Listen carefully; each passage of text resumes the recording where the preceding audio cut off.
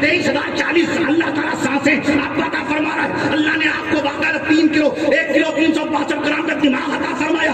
1 کلو 362 gram کا دماغ عطا فرمایا. اس دماغ میں 10 لاکھ سوراخ رکھ دیے. اس دماغ میں 10 لاکھ سوراخ رکھ دیے. اچھا اگر یہ پوچھ لیا جائے تھوڑا سا، پہلی مرتبہ الف با تا سا عربی ورنمالا، عربک الفابیٹس، عربی حروف تہجی کس نے لکھا؟ پہلی مرتبہ الف کس نے لکھا؟ پہلی مرتبہ با کس نے لکھا؟ کون بتائے؟ ہوٹل میں نہ ہو بتائے گا کون؟ ہم نے پڑھا. اگر یہ پوچھ لیا جائے پہلی مرتبہ چھوٹا آ بڑا آ چھوٹی ای بڑی ای کس نے لکھی؟ کون بتائے گا؟ ہم نے پڑھا. ہم مہارشی کا نام جانتے ہیں جنہوں نے پہلی مرتبہ ہندی ورنمالا لکھی. میں پہلی مرتبہ ABCDEFG wrote the first time now according to history. پہلی مرتبہ ABCDEFG کس نے لکھا، کس نے بنایا؟ یہ کون بتائے گا؟ ابجد اوت خطی کلیمن صافت شخص صاحب نے پوچھا حضرت یہ کس نے بنایا؟ میں مہمان خانے میں تھا، ابھی بات ہو رہی تھی. ہمارے احباب میں سے بہت سارے لوگوں نے گفتگو کی. میں نے عرض کیا اللہ تعالیٰ نے ہمارے ملک ہندوستان کو بے شمار خوبیوں سے نوازا ہے. دنیا میں بہت سارے ملک ہیں، امریکہ اسی زمین پر ہے، افریقہ اسی زمین پر ہے، سوڈان اسی زمین پر ہے، ترکستان اسی زمین پر ہے، آذربائیجان اسی زمین پر ہے، قزاقستان اسی زمین پر ہے، ازبکستان اسی زمین پر ہے، تاجکستان اسی زمین پر ہے، ملک چین اسی زمین. نہیں جب یہ سبحان اللہ نہیں کہیں گے نام آگے جائیں گے. ملک چین اسی زبان پر ہے، ملک چین اسی زبان پر ہے، ملک چین اسی زبان پر ہے، فلسطین اسی زبان پر ہے، فلپین اسی زمین پر ہے، فلسطین اسی زمین پر ہے، چین اسی زمین پر ہے، فلسطین اسی زمین پر ہے، فلپین اسی زمین پر ہے، ایشیا بھی اسی زمین پر ہے، ملیشیا بھی اسی زمین پر ہے، سلیشیا بھی اسی زمین پر ہے، یوریشیا بھی اسی زمین پر ہے، کاکیشیا بھی اسی زمین پر ہے، آسٹریلیا بھی اسی زمین پر ہے، سوئٹزرلینڈ یورپ کا اسی زمین پر ہے، سوازی لینڈ افریقہ کا مالٹا اسی زمین پر ہے، مالٹا اسی زمین پر ہے، بالٹا یہ بالٹی اور بالٹا والا میں سمجھے گا. بالٹا ایک ریاست ہے، بالٹا اسی زمین پر ہے، بالٹا اسی زمین پر ہے، یالٹا اسی زمین پر ہے، مالٹا اسی زمین پر ہے، بالٹا اسی زمین پر ہے. شیخ الہند کا تذکرہ فرمایا، شیخ الہند کا ہم نے تذکرہ فرمایا تھا 1920 میں مالٹا کی کالی جیل میں بیٹھ کر اللہ کا قرآن کا ترجمہ کرنے والے شیخ الہند رحمت اللہ علیہ. مالٹا وہ ویلیٹا جس کی راجدھانی ہے، ویلیٹا اسی زمین پر ہے، انگلینڈ اسی زمین پر ہے، فن لینڈ اسی زمین پر ہے، زمین پر ہے، فن لینڈ اسی زمین پر ہے، گرین لینڈ اسی زمین پر ہے، مڈ لینڈ اسی زمین پر ہے، سوازی لینڈ اسی زمین پر ہے، سوئٹزرلینڈ اسی زمین پر ہے، آذربائیجان اسی زمین پر ہے، سائبیریا اسی زمین پر ہے، لائبیریا اسی زمین پر ہے، سائبیریا اسی زمین پر ہے، لائبیریا اسی زمین پر ہے، سورینام اسی زمین پر ہے، فرانس اسی زمین پر ہے، جرمنی اسی زمین پر ہے، اور اسی زمین پر سرزمین ہندوستان اور بھارت بھی ہے. اللہ تعالیٰ نے ملک ہندوستان کو الگ پہچانا. ہندوستان زندہ باد، ہندوستان زندہ باد، ہندوستان زندہ باد. اللہ کا فضل ہے ہمارے ملک ہندوستان پر، اللہ کا فضل ہے ہمارے بھارت پر، اللہ کا فضل ہے ہمارے عزیز ترین ملک انڈیا پر. آج سے اللہ ہوتا ہے چھوٹا اللہ میں اور آج سے انار. اللہ کا فضل ہندوستان پر ایسا ہے کہ سب سے زیادہ انار اللہ نے ہندوستان پیدا کر دیا. سبحان اللہ، سبحان اللہ. چھوٹا سے انار، چھوٹا سے اللہ کا کرم ہے کہ اللہ نے ہندوستان میں سب سے زیادہ انار پیدا کیا. چھوٹا سے اللہ، پھر کہیں چھوٹا سے اللہ، اور چھوٹا سے امرود. چھوٹا سے امرود، دنیا کے کسی ملک میں اتنا امرود نہیں ہوتا جتنا ہمارے ملک ہندوستان میں. سبحان اللہ. بڑا سے آم، بڑا سے آم، میں عرض کر دوں بڑا سے آم بھی اللہ نے ہندوستان میں سب سے زیادہ پیدا فرمایا. پپیتا دنیا میں کسی ملک میں اس تعداد اس مقدار میں نہیں ہوتا جتنا پپیتا اللہ نے ہمارے ملک ہندوستان میں پیدا فرمایا. سبحان اللہ. ہمارے ملک ہندوستان میں عرض کر دوں 16 میں عرض کر دوں آپ سے باقاعدہ طور پر دریائے گنگا اور دریائے جمنا کی لہریں بہ رہی ہیں. ہمارے ملک ہندوستان میں بے شمار کھیت و باغات ہیں. ہمارے ملک ہندوستان میں عرض کر دوں آپ سے بے شمار ہرے بھرے درخت ہیں.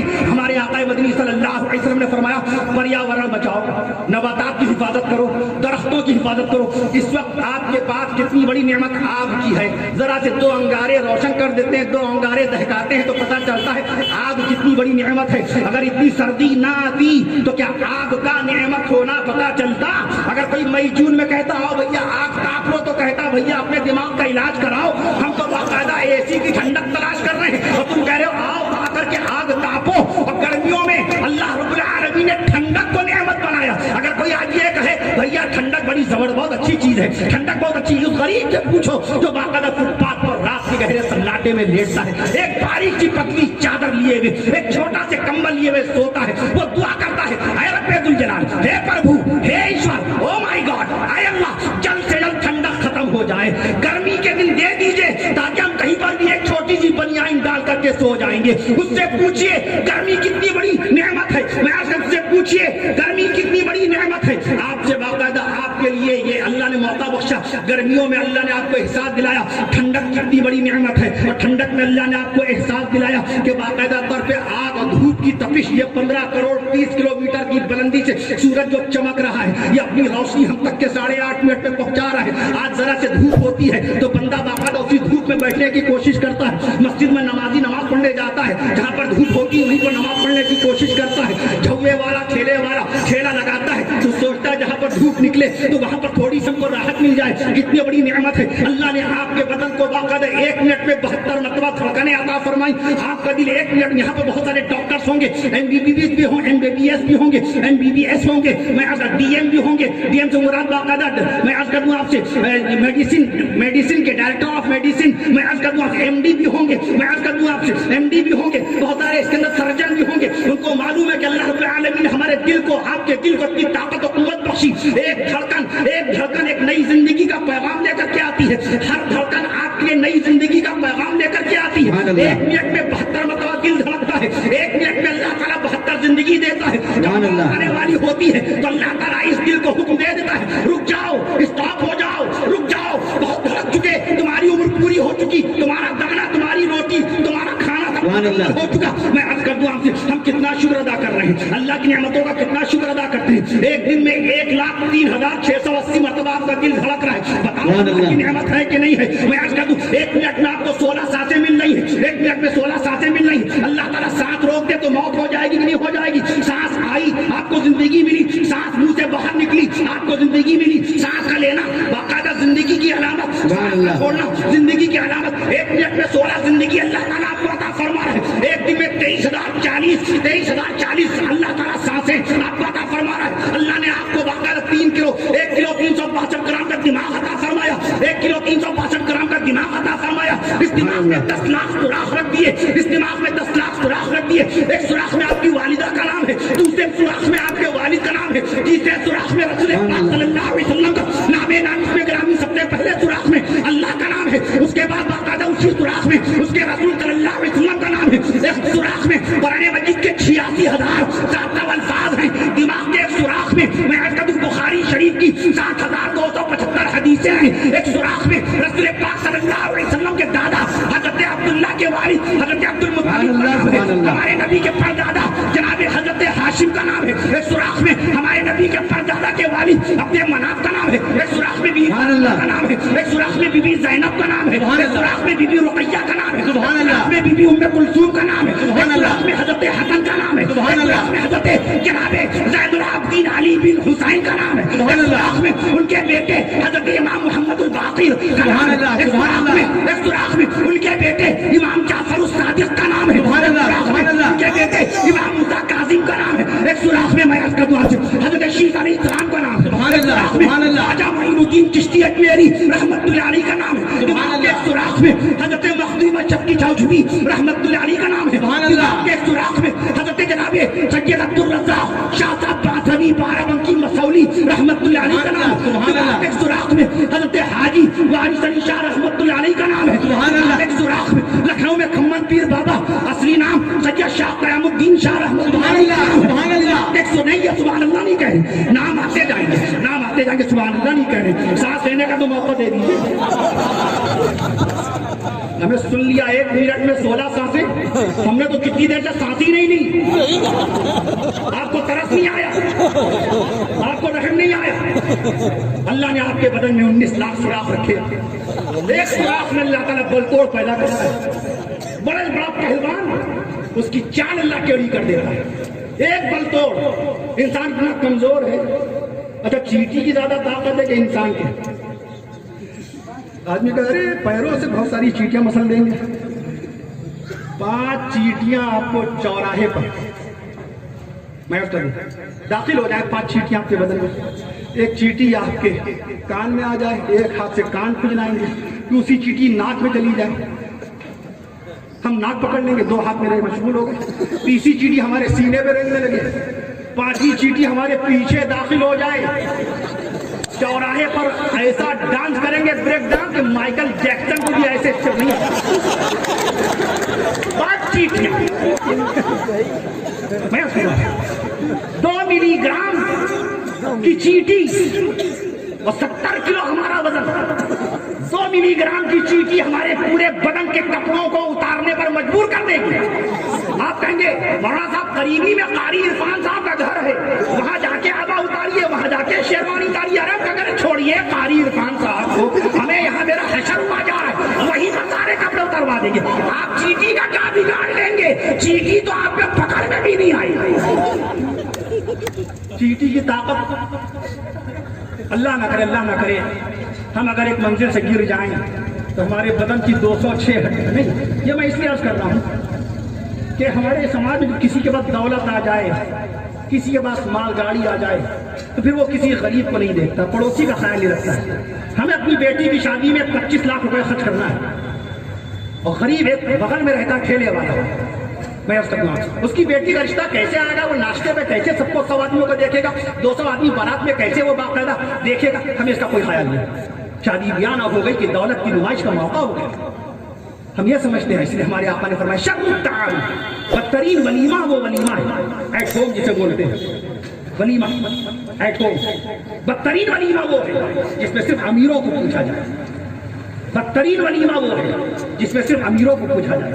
غریبوں کو نہ بلایا جائے, یتیم بچوں کو نہ بلایا جائے, بیوہ عورتوں کو جس ولیمے میں نہ بلایا جائے, وہ ولیمہ سب سے زیادہ بدترین. شر الطعام, ہمارے نبی نے فرمایا شر الطعام سب سے بدترین ولیمہ وہ ہے. اور آج ہم دیکھتے ہیں ہمارے یہاں جو ولیمہ ہوتا ہے اس میں صرف اور صرف گاڑی والے, دولت مند یہی آتے ہیں. میں کہتا ہوں اللہ تعالیٰ نے چیٹی کی کیا طاقت رکھی. اللہ نہ کرے ہم گر جائیں ایک منزل سے, تو ہمارے بدن کی 206 ہڈیوں میں سے قاری صاحب نہ معلوم کہ اگر زندہ بچ گئے, ایک منزل سے گرنے کے بعد اگر ہم زندہ بچے تو ہمارے بدن کی 206 ہڈیوں میں سے کتنی ہڈیوں میں فریکچر ہوگا. اور چیٹی کو اللہ نے ایسی طاقت عطا فرمائی ہے 5 منزل سے باقاعدہ وہ کود جائے تو اس کے ایک پیر میں چوٹ نہیں آئے. ہم نے پتا چیٹی اور ہاتھی کے وزن پر غور کیا تو چیٹی کا وزن 2 ملی گرام نکلا اور ہاتھی کا وزن 5000 کلو گرام. 5000 کلو گرام ہاتھی. تو سوچا اللہ پاک ایک ترازو میں اگر ہاتھی کو بیٹھا دیا جائے اور دوسرے ترازو میں کتنی چیٹیاں آئیں گی. سید عرفان علی صاحب اور جناب شکیل احمد خان صاحب یہ گواہ اس بات کے.